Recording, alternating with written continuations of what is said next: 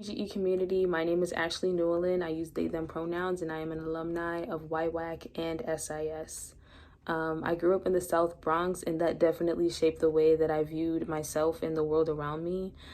Experiencing sexual violence and witnessing the sexual abuse of other young girls around me definitely made it evidently clear that racism, sexism, and misogynoir was something that I was going to have a lifelong experience with. I also grew up just a few blocks away from the criminal court, so you can definitely expect that shaped the way that I was going to carry myself in this world. Other Black women and femmes that I grew up around and across the globe were often discouraged from speaking up about the injustices that we experience because it makes people uncomfortable. But I've always been an outspoken person, so that just wasn't something that I could do. Despite the fact that I experienced a lot of pushback about being so outspoken and making people so uncomfortable, this did lead me to GGE.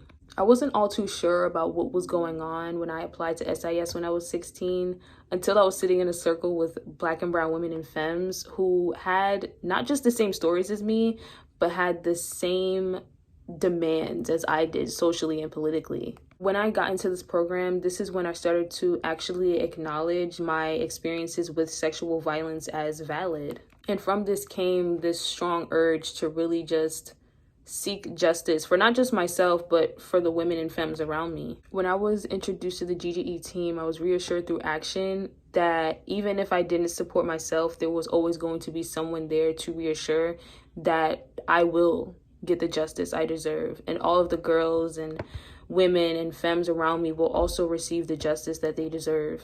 During my time in SIS and YWAC, I engaged in participatory governance, civic engagement, youth organizing, and siblinghood building, along with healing justice and transformative change work.